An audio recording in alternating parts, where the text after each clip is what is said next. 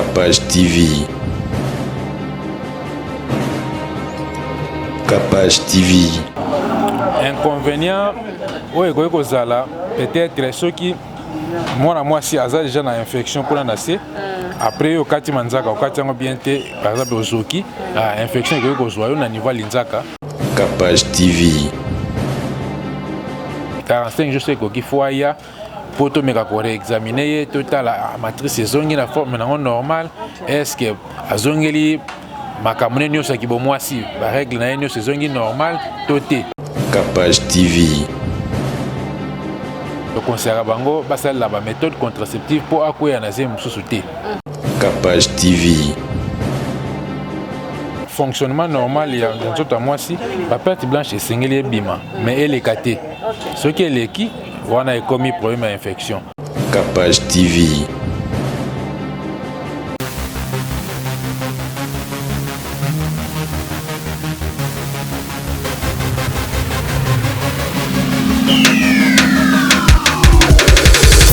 Yasika eye.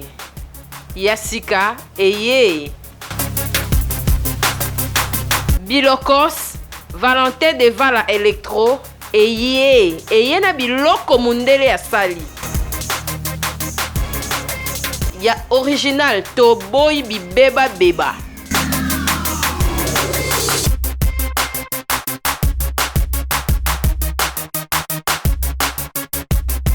Ba lecteur DVD, ba ventilateur, ba vidéo projecteur, unité centrale, ba baffle, ba radio, ba fusible, ba foreuse, ba chargeur pour ordinateur, ba trépied, nyonso koluka. Solution ezwami et pas ya Valentin de Vala. Ezwami na mai ya Kalamu, avenue Victoire numéro 61. Pour tout contact 090 48 38 472.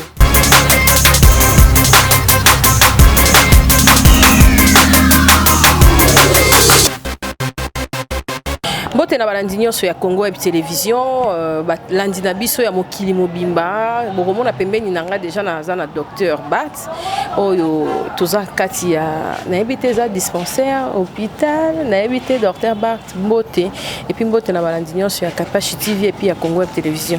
Docteur Bat Boni. Oui, Mbote maman. Mbote maman. Oyo ezali centre de santé et maternité Ridi. Et ça na Njili quartier 9 commune de Njili. Avenue Kiese numéro 2. Bon, et ça a mis depuis 2009. Vous m'avez déjà ma maladie le lenge nini oyo yambaka. Vous êtes généraliste, vous avez une spécialisation nini à l'hôpital Ridi. Oui, généraliste mais tu yambaka baka ya ndenge na ndenge, en tout cas tu soignaka baka nyonso presque. Docteur Bakngamo nazali déjà malade na yo témoin vivante. On a payé na o traita na bikapé na kenda pe na sango mais na baki sango oyo il faut sango panza na mokili mobimba ba état de besoin nini besoin na ngona hôpital parce que ba comment ko se plaindre ndeti lelo malaria zo dirait lisusu te ba kiso ya perfusion ya mai wana to éviter ezo changer be fait ezaka rapport na bendie ba komo ko tsape ba kisi yo ko lobani na tanke monganga pour malaria comme vraiment ko dirait na banzoto bato. Bon, oui, malaria, comme on dirait, compte tenu du fait que malgré que les Indiens, ils allaient aussi à Nango Peme, Bangungi Baleke Belé, à Sepsi, ils ont pensé alors, à tato traité, malaria, ils aussi la pensé, ils ont quitté cac, mais aussi la pensé, ils ont été, donc il faut qu'on soit solutionné pour le problème. Différence n'y a entre kinini ya comprimé, on doit qu'on soit kala, n'a pas maillot et bimilelo. Bon. Kinini a comprimé tout ça kala ezali ko agir makasi par rapport ba kinini la lelo mususu comment nango mususu ya mbata moi ça la bien dans autres mutezate bon yango toujours suka na perfusion mais perfusion on perd mususu malade bazana mbongo te yango mutezo ça la passe yango mutezo ça la passe mais na muke ka toujours bunda docteur tomoni ba maladie mingi ezalaka soki ba memi en hôpital ndeti boye okomona kana bisoté. Pourquoi boloba na biso kana bisoté?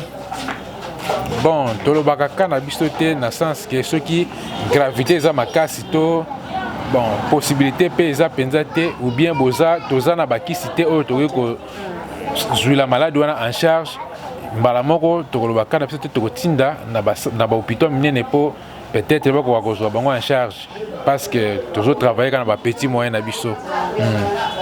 namonaki kala te na centre bondeko ya limité kuna balobi grève moto songolo paka la fois longwa eloko nini bakoki kosala nanu tomona na ministre ya santé eloko nini bakosala na bahôpitaux oyo nanu ezalaka faut batransférer moto na hôpital avant batinda ye nanu kana biso te na hôpital ya monene. Bon, tozosenga kaka ba soutenir pe ba centre de santé oyo ya cité de sorte que tango ka eye biso to bandina nous soigner ngo so to moni ke eza suka na biso te wana nde to koyi kotindela bango. Donc ceux qui moyens ali ba soutenir biso de sorte que na moke o to yekola to ko kape ko bunda poto longa tous la population na biso en charge comme il faut parce que le peuple congolais a besoin de soutien na biso ya aide na biso du point de vue santé.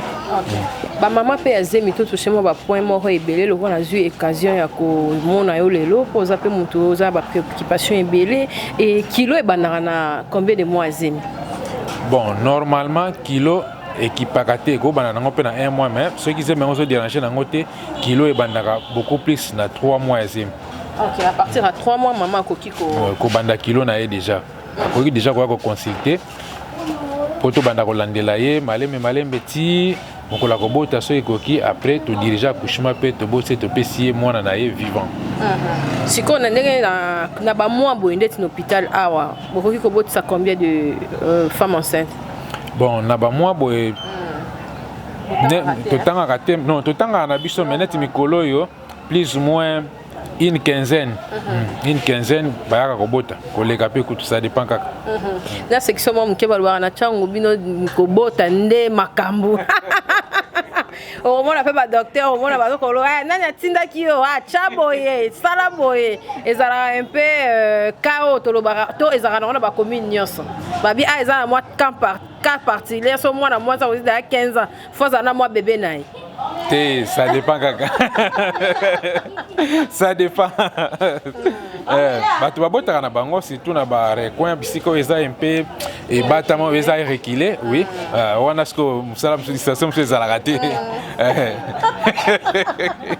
OK, docteur, tozali na bakamoko ya bana basi monde tingana longoli manzaka ranga inconvénient ni ezalaka na ba faux ongles oyo faux ongles o ba basi bachaka pona ko sukolela kuna na se ya basi na biso ndeti yo médecin lo nyo ko kiolo inconvénient ni ezala inconvénient oyo ko zala peut-être ceux qui moi si aza déjà na infection kuna na se après au kati manzaka au kati ngo bien te par exemple au zoki infection ko zo yo na niveau linzaka c'est ça.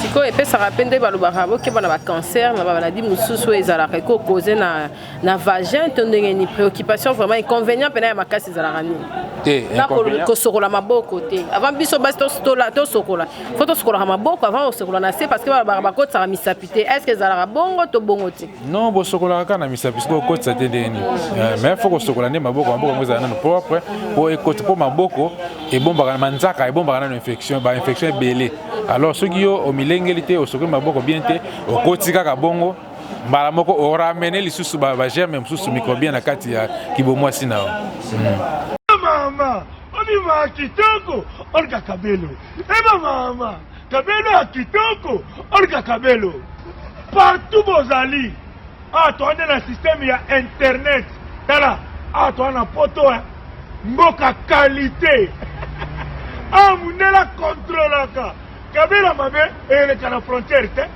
ekitela na aéroport ni voici Charles de Gaulle mais pas au yango tolobi Olga Kabelo ya original ya solo ya milai ya ba mère boss na talo malamu soki olingi kaka na internet partout zali commande Kabelo na yo ya Olga Kabelo tala numéro ekomami yana benga batindeli yo ufuti mbongo na yo to ufuti mbongo na yo batindeli yo kitoko Kabelo a kitoko. Olga Kabelo. Oyo sala kakadasha. Olga Kabelo. Oyo Beyoncé a chaka. Olga Kabelo. Shakira. Kaka Olga. Shakira. Docteur Bart azali docteur oyo asoignaka penga bomonanga na utaka musika kuna na bovin talanga na bi ba docteur naza mupiko ba docteur sima na ngai azali vraiment mbiaka na pesi docteur Patrick Mpeti Mbote ya rosutuka kaka ozoka ba docteur oui ngana na ba docteur ebele yango wana na koyaka vraiment na bokono hernie santé docteur eloko nini oyo ko proposer pe na ba famille ezaka na mo négligence surtout bano babotami ngape na ebaka te jour ki ba sokola bana mikie ba bébé matoi bino boloba ngo ni examen oral bino boloba oral ezaka pena préoccupation ba maman nyoso te ba yeba ngo pourquoi boyebisaka déjà maman na maternité te ke mwana fobo pa ba maman ebele ba négligeaka bana kozonga na bango bopito. Bon, mosusu ezala nonka peut-être kobosana to kozanga koyeba ya ba maman ke mwana soka botami faut ko sokola ye matoi ko pangusa ye bien pona ko éviter ba infection mosusu ya oral. Na ba kilo suka na âge ni kilo normalement et ko ke na on peut même tina âge à 2 ans 3 ans mais maman ndé ba kataka na bango je sais ka mwana zika tonga 9 mois pona ye koki après à 4 na yakimi na libéra kilo les ama be faut ya na mwana hernie chaque fois faut ya na mwana pona kolandela ye normalement tina âge à 5 ans. OK. Donc de 0 à 5 ans. 59 ans à 59 mois. À 59 mois. Oui. Et pour la nini boy sarabiso 45 jours après l'accouchement ça radio ani. Bon, 45 jours après 45 jours. Ezalaka de sorte que ce qui maman boti pour na ko réévaluer toyeba est-ce que ba activité génétique na ye ezongi malamu to te yango to sala de sorte que ce qui maman boti 45 jours c'est ko ki foya pour to meka ko réexaminer total la matrice ezongi na forme na normal est-ce que azongeli makamune nyoso ki bo mwasi ba règle na nyoso ezongi normal toté parce que déjà moi ce ka boti plus ou moins après 33 jours ovulation déjà ezongaka yango to benga to senga ke ba mama bazonga pona koyeba ko conseiller bango soki ako tambola lolenge nini na ndako surtout soka za marié parce que akoki pe ko tomber na zemi mususu soki bo conseiller bien te pena 45 jours bana temps bazongaka eza na vaccin bazwaka pona évolution normale na bango toujours. Siko moi c'est à cause zongela bosangisi nzoto na mobali na ye na combien de semaines après accouchement? Bon, normalement 45 jours soki koki soki aye to évaluer après que zongela bosangisi nzoto na ye na mobali na ye mais tout en kopesa ba conseil soki pe moi ezali pe to conseiller bango basala ba méthode contraceptive pour akoya na zemi mususu te. Comment éviter une grossesse précoce? Parce que ba couple mususu ezalaka préservatif eza tabou ba mususu ba comment na bango kasi ba jeune fille lelo pilule c'est comme le roi mon mesano mususu ba ebika ke kinini wana yango elongola razemi ya inconvénient nini ezalaka na côté wana to lobela mingi ba jeune. Bon, normalement pour na jeune ceux qui jeune à marié et kazana bébé adolescent surtout. Non, pour na adolescent en tout cas ils ont kaka il faut abstinence. Ce qui est abstinence c'est difficile pour éviter la grossesse précoce parce que il y a à n'importe quel moment. Ba médecin peut tolérer on a ba couple so moi si la muso sauti ko bota sika to en cas de maladie ba bilo on dépend il y a ndengo ko discipliner ba kamuna yo c'est possible que ça la non abstinence ce qui te bon on ça la préservatif ou bien on ko opter pour la méthode contraceptive moko boye de sorte que pour maman a tombé sous enceinte précocement. Mais il faut qu'on pèse pour côté à ba couple mi ko zo hana bopito. Oui, normalement ma longue union son pèse à hôpital. Donc ce qui maman boti 45 jours fois zonga na hôpital pour proposer yé moko a pour na méthode o ya lingi ko salela de sorte que a espacé ma bota na très bien. Merci docteur Bart qui n'a sauvé la fin à interview na biso parce que to simbi domaine nyonso et to monaka et comment lokola moi son numéro boy pas jeune fille important s'il y a perte blanche dans d'autres mois ces aramis et puis inconvénient.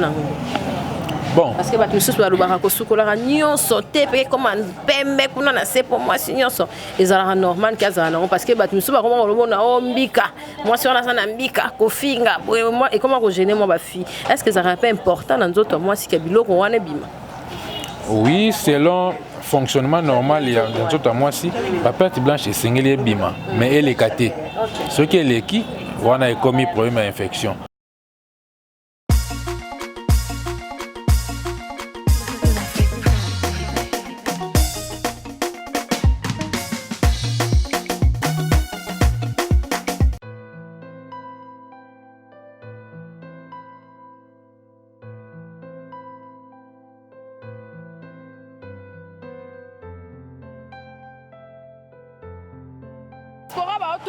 Diaspora ba auto nanga Cynthia Rapache place nini ya kolala ya bien ezali na ko découvrir place bien makasi na Mombele Steve Loge pour na bana kin bana partout monde entier botu na nga botinda nga na lukela bino ba place efanda place mort ya discrétion soko komika na 12e rue Okoti vers Prince Ozoke na Mombele avenue Lumumba numéro 6 Steve Loge place à université wana bato bakende ti yolo Steve Loge eza wana masora banka.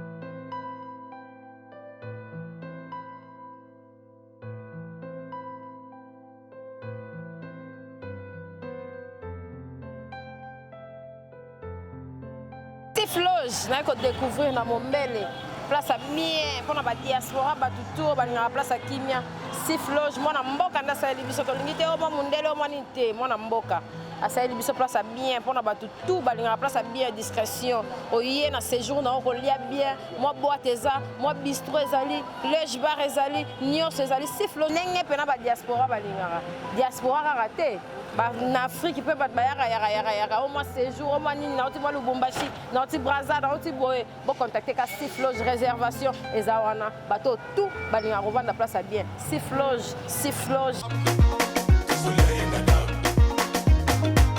Mais chaque jour la perte blanche moi faut bim so bimité c'est qu'azo ko fonctionner sur normalement peut-être jusqu'à un certain moment il faut diminuer mais normalement et bimaka mais bima annexé. Oui, parce que c'est annexé. Oui, yo mo ka tango zoko sokola ki bo moi sinayo par rapport ya ndengo za ko mona ngol bosone za ko bimela soki komi ebele ou bien comme la couche et comme pe solo to changer couleur ça dépend oye bake a sikoyo na moni ba pet blanche na changer couleur to soit na komoka mokusana se elo mo ka bongo. Sikoyo bakiso le musu balobaka le musu ba bain intime bakiso musu ba hydralin ba biloko nyonso o ba utilisera ezaka important que moi ça utilisera chaque jour bien par mois ou bien faut qu'on consulte nzoto na par mois ça la mandé.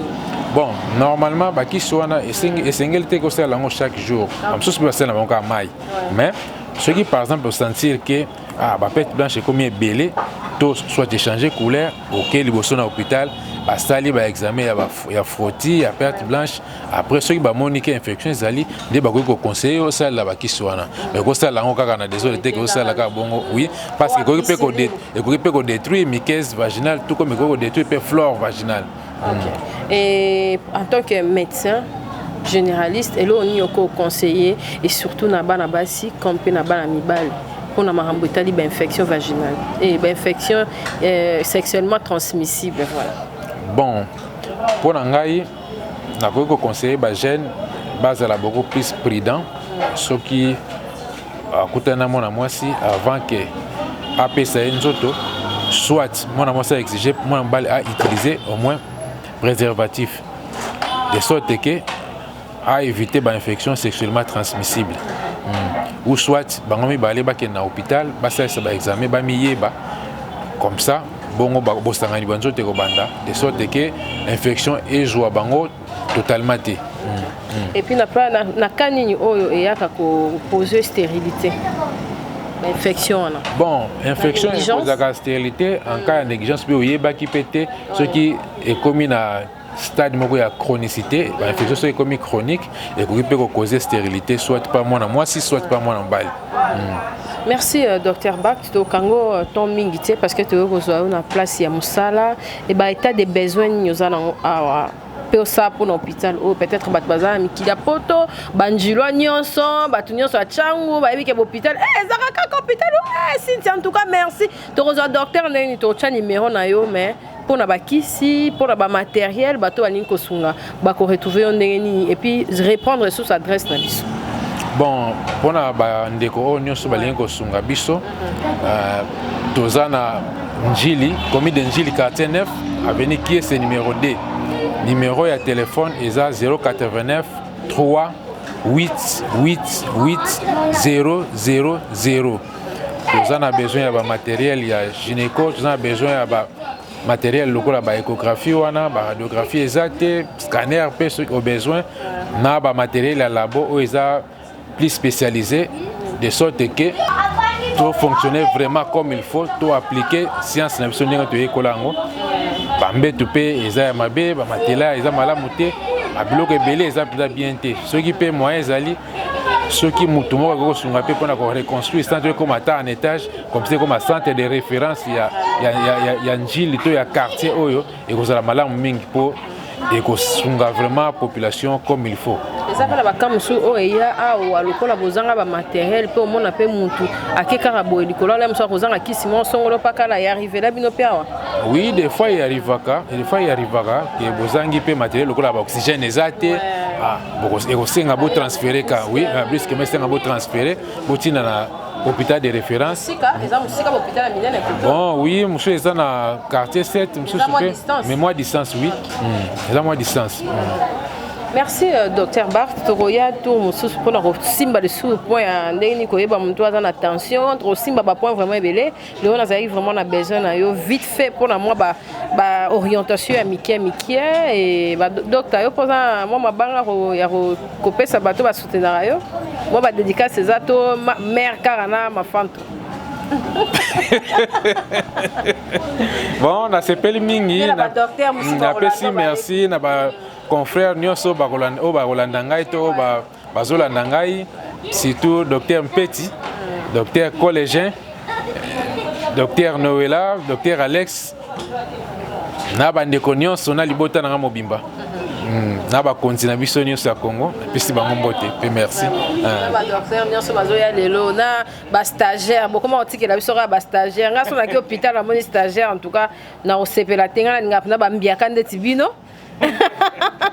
Ba papa kala expérience etonda ta stagiaire azali membiaka kozanga te pe mille fois la pona ko coacher ba petit. OK.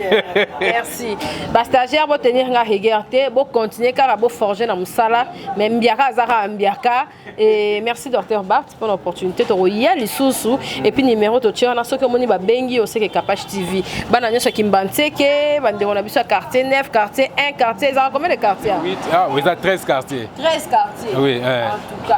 Ce qui bana nyonso ya njili avec njili bat bando ke poto na likopa to sangisi quartier na quartier de to ke 10 tout wana to sangisi bo en tout cas bo soutenir docteur et puis bo soutenir hôpital na bino zawana numéro à contact zawana ni bat so kufa pona nini pona longwa atiba kendara pa mutombo kuna musika longwa ale mususu mona ka mususu ko sala makaka so ba matériel na bakisi ezame il faut que longola mutu tia kende kona mona mutakati motema na nzela en tout cas contribution nanga ya lelo zawana merci docteur et puis merci na ba onyo so balandi biso na Capage TV pour s'abonner pour partager pour aimer ba nyonso toka ya bambongo wana place ya kokitsa bambongo na bino eza awa po awa ne nzamba kozongisa na barte niso place songolo pakala à partir kaka ya mbetu to elambaka olobik tenga na olatisa docteur nga na osomba bonga na osomba bonga na osomba boy participation na yo et osala biso vraiment plaisir merci docteur Toroya isusu pona o décortiquer hein Diosa docteur Diosa docteur. Merci, bye, à la prochaine, au revoir. Capage TV.